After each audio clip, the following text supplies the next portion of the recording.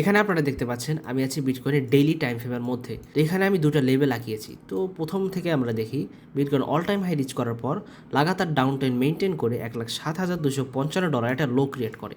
তো লো ক্রিয়েট করার পর এখান থেকে একটা পাম্প করতেছে।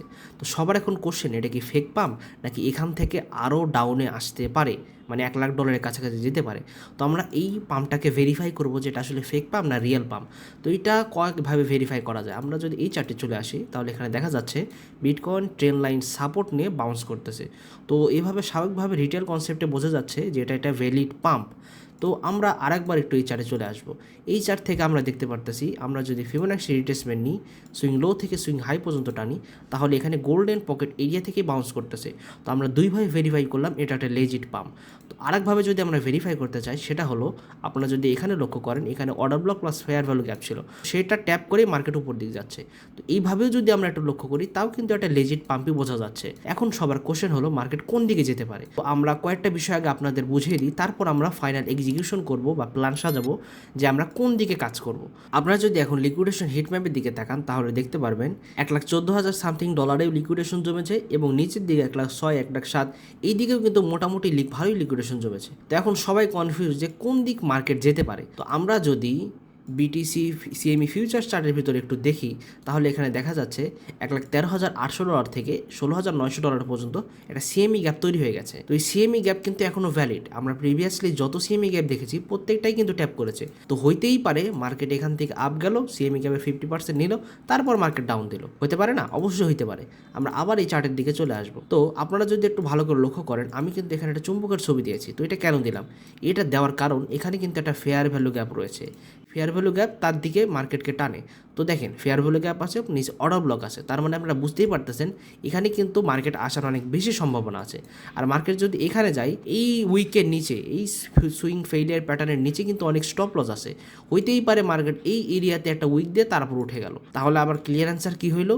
ক্লিয়ার অ্যান্সার হইলো যে মার্কেট নিচের দিকে আসার সম্ভাবনাও বেশি। তো এখন আরেকটা বিষয় লক্ষ্য করতে হবে, মার্কেট যেহেতু ডাউন ট্রেন্ডে আছে, তো ডাউন ট্রেন্ড থেকে আপ ট্রেন্ড হওয়ার শর্ত কি? আপ ট্রেন্ড হওয়ার শর্ত মার্কেট এখান থেকে মার্কেট স্ট্রাকচার শিফট দেবে। শিফট দিয়ে যদি এখানে রিটেস্ট করে আপ ট্রেন্ড কন্টিনিউ করতে পারে তাহলে তো ভালো। কিন্তু যদি এটা করতে না পারে, যদি এরকম স্ট্রাকচার হয়, একটু ভালো করে লক্ষ্য করবেন, যদি এখান থেকে নিচে গেল, নিচে যাওয়ার পর উপরে, এটা অন্যভাবে যদি আমরা একটু ক্যালকুলেট করি সেটা হলো, এটা হচ্ছে fair value gap plus order block. তো আইসিটির ভাষায় এখান থেকে একটা শর্ট পজিশন ওপেন করা যায়, তাই না? তো আপনারা দেখতেই পারলেন দুইটা সিনারিও আমি আপনাদের মাঝে ভালো করে বুঝিয়ে দিলাম। তো এই স্ট্রাকচারটা হওয়ার সম্ভাবনাই এখন বেশি। আমাদের কাছে দুইটা ইম্পর্টেন্ট লেভেল এখন দেখতে হবে, একটা হচ্ছে $1,12,257 রেঞ্জ, আর আরেকটা হচ্ছে এই রেঞ্জ। কারণ এখানে ভালো পরিমাণ লিকুইডিটি আছে, প্লাস সিএমই গ্যাপেরও একটা লেভেল আছে। তো হইতেই পারে মার্কেট উপরে এই লেভেলটা ট্যাপ না করেই মার্কেট ধরে নিচে আসলো, নিচে এসে উপর এই লেভেলটা ট্যাপ করে নিচে আসতেছে। ঠিক আছে, আর মেইন যে বিষয়টা বোঝাতে যাচ্ছি, বিটকয়েন এখন ছোটোখাটো পাম্প না করে কিন্তু মেইন গন্তব্য কিন্তু আমাদের নেগেটিভের দিকে। আপনারা এই হিসেবেই কিন্তু মার্কেটের ভিতর চলবেন। এবার আমরা আলোচনা করব বিটিসি ডমিনেন্স নিয়ে। তো এখানে দেখতে পাচ্ছেন একটা ট্রেন লাইন আঁকিয়েছে, হইতে পারে বিটিসি ডমিনেন্স আরেকটু উপরে গেল, উপরে যে তারপরে ট্রেন লাইন থেকে নিচে গেল। বিটিসি ডমিনেন্সের আপাতত উপরে যাওয়ার কোনো সম্ভাবনা দেখছি না, কারণ পিওর ডাউন ট্রেন্ডই আছে। যদি উপরে যায় তাহলে একটা লেভেল মার্ক করে দিচ্ছি, এই লেভেলটা একটু লক্ষ্য রাখবেন, 0.5 লেভেল, 60.22% এই রেঞ্জের ভিতর বিটিসি ডমিনেন্স গেলেও যেতে পারে। যদি হঠাৎ বিটিসি ডমিনেন্স বাউন্স করে এই রেঞ্জ থেকে রিজেকশন আসার অনেক বেশি সম্ভাবনা আছে। এখন আমরা কথা বলবো টোটাল 3 নিয়ে, কারণ অল্টস কয়েনের মার্কেট ক্যাপও তো আমাদের দেখতে হবে, তাই না? তো এখানে বিষয়টা দেখা যাচ্ছে টোটাল 3 কিন্তু একটা ট্রেন লাইন থেকে সাপোর্ট নিচ্ছে, মানে বোঝা যাচ্ছে যে টোটাল 3 মোটামুটি স্ট্রং। তারপর আমরা দেখব ইউএসডিটি ডমিনেন্সের চার্ট। ইউএসডিটি ডমিনেন্সের চার্ট আমাদের বলে যে মার্কেটে মানুষের সেন্টিমেন্ট কেমন। ইউএসডিটি ডমিনেন্স বাড়া মানে হলো মানুষ সব ভয়ে সেল করে দিয়ে ইউএসডিটিতে শিফট করে নিচ্ছে, মানে স্টেবল কয়েন হাতে রাখছে। হালকা ডাউন করার পর ভালোই কিন্তু ইউএসডিটি ডমিনেন্স পাম্প করেছিল, তার মানে বোঝা যাচ্ছিল মানুষের মধ্যে একটা প্যানিক সিচুয়েশন অলরেডি তৈরি হয়ে গিয়েছিল। তো এগুলো দেখে আর লাভ নেই, আমাদের দেখতে হবে হচ্ছে আদার্সের চার্ট। আদার্সের চার্ট আমাদের বোঝায় মার্কেটের টপ কয়েনগুলো ব্যতীত বাকি কয়েনগুলোর কী অবস্থা। ঠিক আছে, তো আদার্সের চার্টও কিন্তু বুলিশ। মোটামুটি আমরা যদি বিডিসি মান্থলি রিটার্ন চার্টের ভিতর দেখি তাহলে দেখা যাচ্ছে আগস্ট মাস কিন্তু নেগেটিভে গেছে, সেপ্টেম্বর মাস কিন্তু প্রিভিয়াসলি যতদিন আমরা দেখেছি নেগেটিভেই যাওয়ার কথা। তো এবার আমরা একটু সতর্ক থাকবো, মার্কেট আপ যাবে না ডাউন যাবে ওভাবে তো আগে থেকে বলা যায় না, কিন্তু আমাদের প্ল্যান মোতাবেক চলতে হবে, মার্কেটে অ্যাক্টিভ থাকতে হবে। মার্কেট যেই দিকে যাবে আমরা ওই হিসেবে আমাদের ডিসিশন মেকিং করবো। তো সব শেষ করার আগে বিডিসির চার্টের ভিতর আমরা আরেকবার যাবো। বিডিসির চার্টে একটা ভয়ঙ্কর দৃশ্য আছে, সেটা একটু দেখাবো আপনাদের। আপনারা যদি বিডিসিতে আরএসআই ইন্ডিকেটরটা একটু প্লেস করেন করেন আর যদি উইকলি টাইম ফ্রেমে যান তাহলে একটা ভয়ঙ্কর দৃশ্য আছে, সেটা হলো এখান থেকে আপনারা যদি একটা ট্রেন লাইন টানেন, আবার এখান থেকে যদি একটা ট্রেন লাইন টানেন, উইকলি টাইম ফ্রেমের কথা বলতেছি আমি, তারপর এখানে আবার যদি আরএসআইয়ের মধ্যে একটা ট্রেন লাইন টানেন, আরএসআই ডাইভারজেন্স, তো এখান থেকে আবার যদি টানেন তাহলে এখানে কি একটা সিনারিও লক্ষ্য করে দেখেন তো, এই সিনারিওর মধ্যে আর এই সিনারিওর মধ্যে কি খুব বেশি পার্থক্য আছে? মনে হয় তো তেমন পার্থক্য নাই।